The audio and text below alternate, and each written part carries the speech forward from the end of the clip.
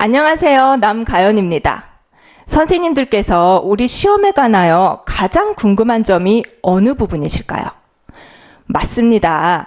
아마도 이번 시험에 어떤 문제가 출제될지 그 부분 아닐까요?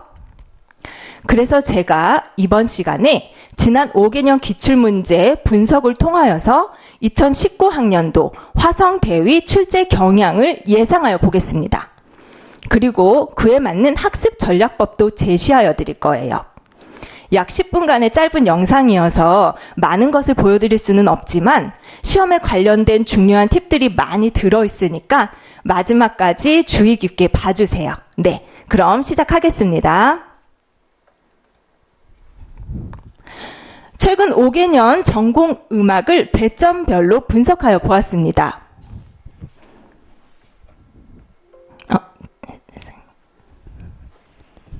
1교시 교육학 20점, 2, 3교시 전공음악 80점으로 이루어져 있죠.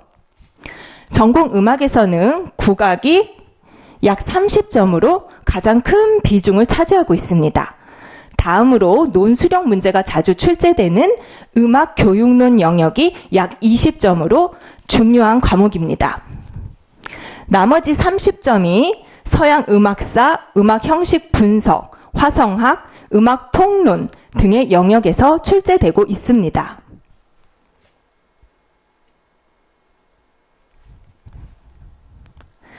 제가 지난 5개년 화성학 문제의 배점을 평균을 내어보았어요. 그랬더니 약 9점 출제되었더라고요. 9점이라고 하면 그 배점이 별로 많지 않은 거 아니야? 하고 생각하시는 선생님들께서 계실 수 있습니다. 하지만 화성학 과목의 특성을 잘 생각해 보셔야 돼요. 화성학이라는 과목은 타 영역에 비하여 공부할 내용이 적습니다. 문제 또한 매년 평이한 난이도로 출제되고 있어요. 그렇기 때문에 선생님들께서 합격을 위하여서는 이 9점이라는 점수는 반드시 가져가셔야 되는 점수라는 거예요. 다시 말씀드리면 다른 선생님들도 다 맞추는 점수라는 겁니다. 예외적으로 2015년도에 역대급 어려운 화성학 문제가 한번 출제된 적이 있었죠. 이때 바흐 삼성 후가 분석 문제였는데 5점짜리 서술형 문제로 나왔습니다. 그 후 3개년간은 비교적 평이한 난이도로 출제되고 있어요. 2016년도에는 화성학 문제에 있어서 좀 통합형 문제를 보여주려고 시도를 했었던 해였고요. 좀 특이하게도 2017년도에는 화성학 문제가 4점밖에 배점이 받지 못했었어요. 네, 가장 중요한 작년 시험을 보시겠습니다. 좀 크게. 네, 작년에는 역시나 화성학이 8점 배점을 받았었네요. 작년 시험에는 이제 더 이상 단순 화성 분석에서 벗어나서 그 화성의 기능과 역할에 관하여 서술하기까지를 요구하겠다. 이 출제 경향을 강하게 보여줬던 해입니다. 총 3문제의 화성학 문제가 출제되었는데 그 중에 2문제가 그와 같은 문제였지요.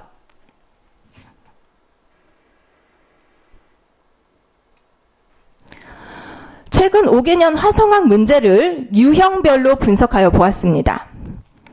저희는 이 표를 참고하여서 다음 표를 주목해 주세요. 화음 기호 분석하고 화음의 명칭을 제시하는 문제, 화성학에서 있어서 가장 기본 이론이라고 할 수 있겠지요. 매년 출제되고 있습니다. 이번에도 나오겠죠. 이제는 단순히 화음 분석에서 벗어나서 그 화음의 기능과 역할까지 서술하기를 요구하고 있습니다. 단순 화음 분석은 전조, 종지, 비화성음 영역에서 많이 출제되었었습니다. 기하곡 중에는 바흐 후가 문제가 가장 많이 나왔었죠.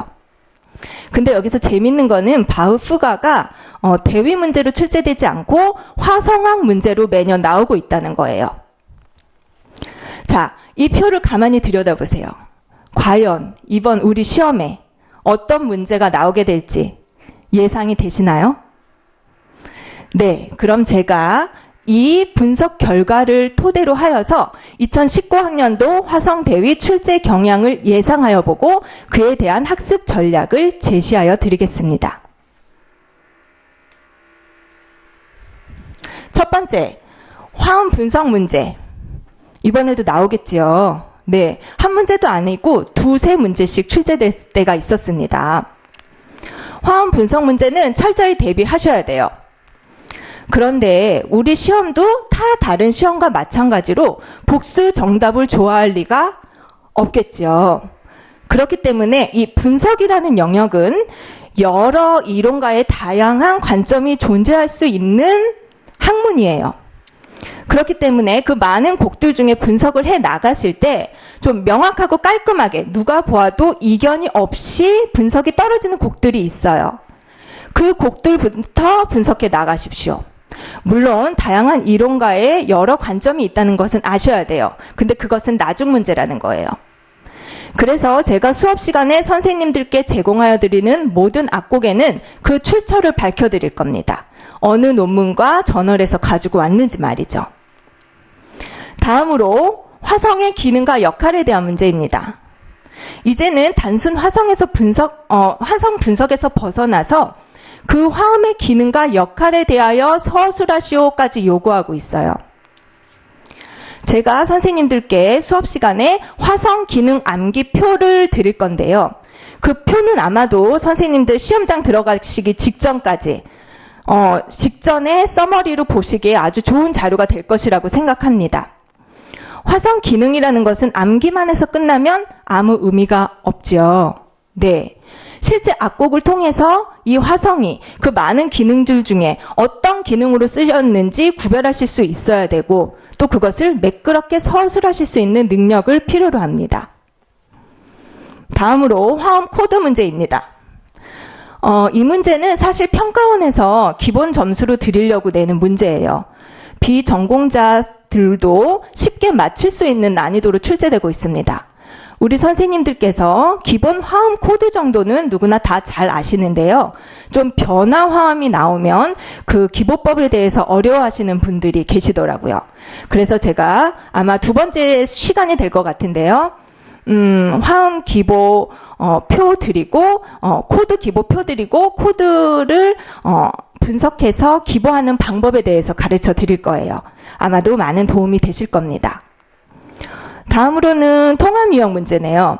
화성학에 있어서는 통합형으로 문제를 만들기 쉬운 영역은 아닙니다.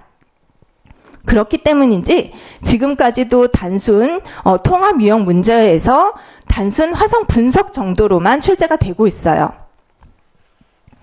마지막으로 대위 문제. 대위는 지난 5개년간 한 번도 출제되지 않았습니다. 그런데 항상 두 가지로 생각할 수 있어요. 그동안 좀 나오지 않았으니까 좀 가볍게 공부하고 넘어가실 수도 있고요. 아니면은 올해는 출제가 될 수도 있겠죠. 네. 그래서 제가 마지막 시간에 대위 수업을 넣었습니다.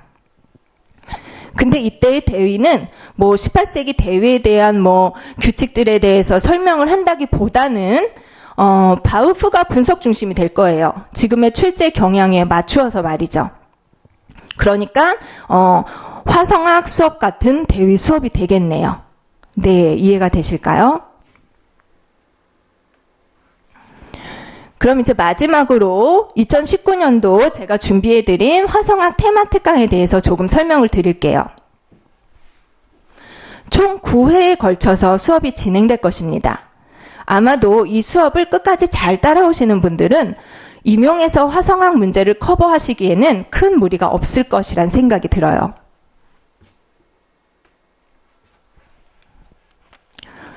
테마 특강 때는 그 범위를 국내 출간된 화성학 교재를 그 범위로 할 것입니다.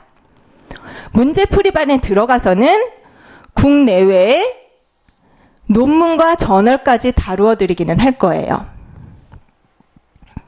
제가 문제풀이반의 모든 문제는 유형별 문제로 만들었습니다.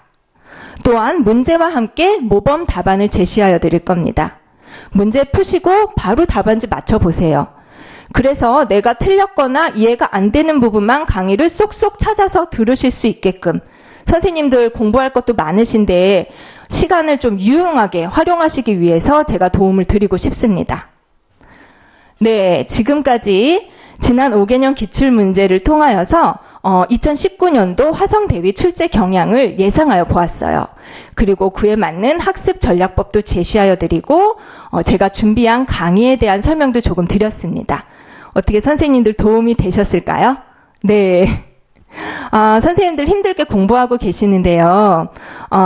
제일 중요한 것은 체력 관리입니다. 네. 체력 관리와 멘탈 관리를 잘 하셔서 정말 시험장에 들어가시는 그날 최선의 컨디션으로 들어가실 수 있기를 바랍니다.